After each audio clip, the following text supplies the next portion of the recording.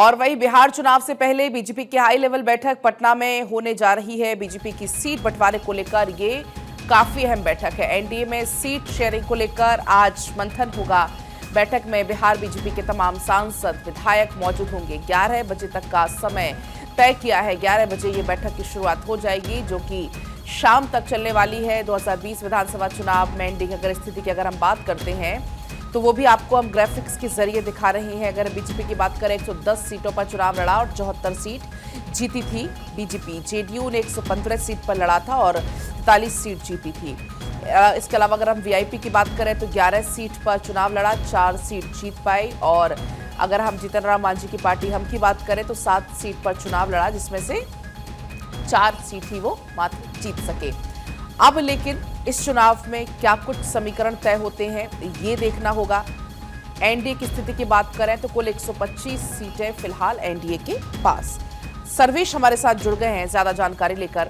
सर्वेश, अगर हमने देखा है हर पिछली बार के चुनाव में भी यही हुआ था, सीट शेयरिंग पर काफी पेच फंसे रहे, लेकिन इस बार क्या कोशिश होगी एनडीए की, बीजेपी की कि किस तरीके से सबको साथ लेकर आगे चल सके और एक कंक्लूजन निकाला जा सके इस बैठक से?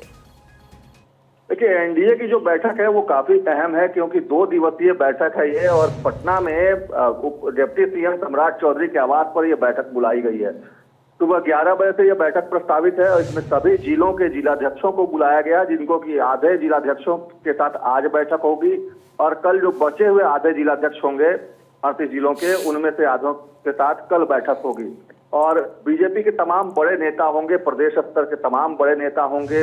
बिहार बीजेपी प्रभारी विनोद तावड़े होंगे, भीखू भाई दलसानिया होंगे, संगठन महामंत्री नागेंद्र सिंह स्वराज होंगे, प्रदेश अध्यक्ष दिलीप जायसवाल होंगे और बीजेपी के तमाम बड़े नेता जो बिहार सरकार में मंत्री भी हैं और जो कार्य समिति के सदस्य भी हैं, इन तमाम लोगों की मौजूदगी इस बैठक में होगी। बैठक का मुख्य एजेंडा, पलक, मैं आपको बताना चाहूंगा कि बैठक का मुख्य एजेंडा ये है कि बीजेपी किस तरीके से चुनावी रणनीति में उतरेगी, राजनीतिक प्रस्ताव इसमें लाए जा सकते हैं। इसके अलावा जो उम्मीदवारों के चयन को लेकर जो एक बातचीत होनी है जिलाध्यक्षों से, उनसे फीडबैक लिया जाएगा कि उम्मीदवार जो है वहां पे कौन कौन से उम्मीदवार दावेदार हैं और किनकी दावेदारी प्रबल है, किनको अगर टिकट मिले तो वो जीत का सेहरा अपने सिर बांध सकते हैं और बिहार में एनडीए की सरकार को मजबूती दे सकते हैं। तो ऐसी परिस्थिति में ये काफी एक गहन चिंतन वाला ये बैठक है, क्योंकि 27 तारीख को अमित शाह भी आ रहे हैं बिहार में 3 रैलियां वो करेंगे, मोतिहारी में, समस्तीपुर में और के अलावा पटना में भी वो आएंगे। पटना में फिर उसके बाद उनकी बैठक होगी। तो 27 की अमित शाह की बैठक से पहले की ये बैठक बताई जा रही है। सर्वेश, लेकिन आज तो पूरे दिन पटना की अगर हम बात करें सियासी गर्मी का, तो तापमान बढ़ा रहने वाला। एक तरफ तो एनडीए में सीट शेयरिंग को लेकर बैठक, दूसरी तरफ बिहार में आज कांग्रेस वर्किंग कमेटी की बैठक हो रही है। पीडब्ल्यूसी की बैठक है और 9:15 बजे राहुल गांधी, सोनिया गांधी, प्रियंका गांधी ये लोग पहुंचने वाले हैं। बाकी जो कांग्रेस के बड़े नेता हैं, चाहे वो मल्लिकार्जुन खड़गे हों या अन्य नेता, ये तमाम लोग कल ही पटना पहुंच चुके हैं और आज उनकी बैठक 11 बजे के से प्रस्तावित है। शराकत आश्रम में पीडब्ल्यूसी की पहली बार ये आजादी के बाद पटना बिहार में बैठक हो रही है। इसमें भी राजनीतिक प्रस्ताव लाए जाएंगे। इसके अलावा उम्मीदवारों के अरे भाई तो सवाल लिया है, सुनते नहीं हो, आगे की रणनीति पे बातचीत होगी। और इसके बाद माना यही जा रहा है कि शाम को 4 बजे जो महागठबंधन के घटक दल हैं वो शराकत आश्रम पहुंचेंगे और वहां पे साझा घोषणा पत्र जारी किया जाएगा।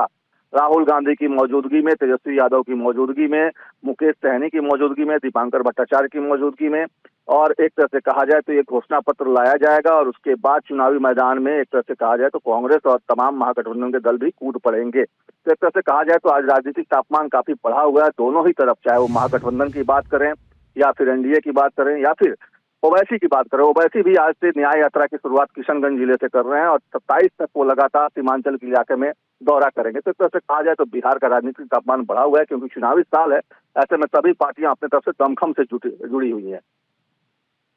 जब भी आपने जिक्र किया कि पहला पार्ट है घोषणा पत्र का, वो आज सबके सामने होगा, तो क्या लगता है कौन कौन से पॉइंट्स पर ज्यादा फोकस रहने वाला है? क्योंकि अभी हम देख रहे हैं सीएम नीतीश कुमार की तरफ से बैक टू बैक कई सारी घोषणाएं तो पहले ही की जा चुकी है, चाहे वो महिलाओं के लिए हो या किसानों के लिए हो या युवाओं के लिए हो। पलक, देखिए, जो सामाजिक सुरक्षा की राशि है उसको तेजस्वी यादव ने और कांग्रेस ने 2500 करने की बात कही थी।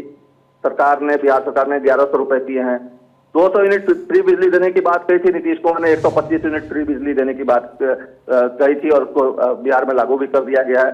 बेरोजगारी पलायन को लेकर भी आज राजनीतिक प्रस्ताव लाए जाएंगे। तो ये तमाम चीजें जो होंगी वो कहीं ना कहीं कांग्रेस के पिटारे में होगी। युवाओं के लिए रोजगार को लेकर भी कई सारी बातें इस घोषणा पत्र में हो सकती हैं। अपराध को लेकर क्या रोड मैप होगा, ये बातें घोषणा पत्र में आएंगी। इसके अलावा बेरोजगारी पलायन को रोकने के लिए क्या कुछ उपाय किए जाएंगे, महंगाई को कम करने के लिए क्या कुछ किए जाएंगे, तमाम चीजें जो है इनकी घोषणा पत्र में शामिल हो सकता है। लेकिन सीधे तौर पर देखा जाए तो महिलाओं के लिए, युवाओं के लिए, बेरोजगारों के लिए और जिनका पलायन हो रहा है श्रमिकों के लिए, इनके लिए खास इस घोषणा पत्र में जगह दी जाएगी। पलक, जिस तरीके से लगातार आप बता भी रहे कि ये तमाम बिंदु हो सकते हैं, तो आज कुल मिलाकर अगर हम कहें तो सियासी सरगर्मी बहुत ज्यादा है। हालांकि अभी तारीखों का ऐलान नहीं हुआ है, उम्मीद है कि जल्द तारीखों का भी ऐलान हो जाएगा। लेकिन इस वक्त बिहार में जो चुनावी तैयारियां हैं वो चल रही हैं और हर एक पार्टी इसमें जुटी हुई है।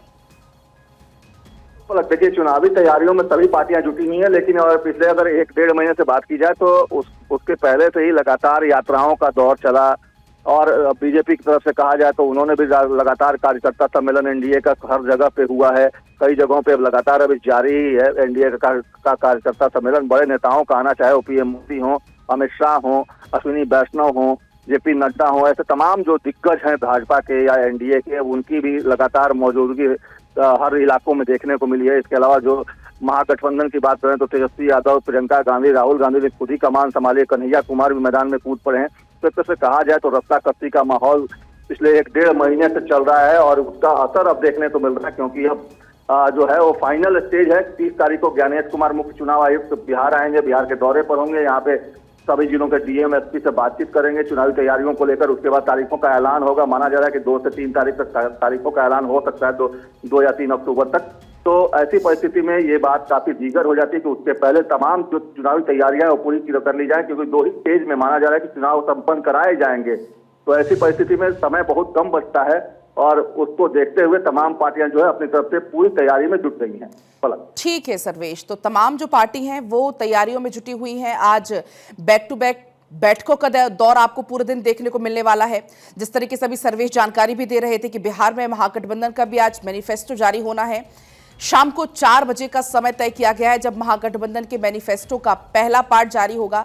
पटना में राहुल गांधी, तेजस्वी यादव आज रहने वाले हैं, चूंकि सीडब्ल्यूसी की बैठक होगी और इसी बीच शाम को 4 बजे मैनिफेस्टो जारी होगा। पहला पार्ट इसका आप इसको कह सकते हैं अति पिछड़ा वर्ग के लिए बड़े ऐलान संभव है राहुल गांधी और तेजस्वी यादव के द्वारा। तो आज अगर हम बात करें बिहार में, एक तो एनडीए की बैठक होनी है जिसमें सीट शेयरिंग पर मंथन होना है, दूसरी तरफ सीडब्ल्यूसी की बैठक, और तीसरी जो बड़ी खबर जिस पर नजर हमारे दिन भर बनी रहेगी जो कि मैनिफेस्टो जारी होना है शाम को 4 बजे महागठबंधन का।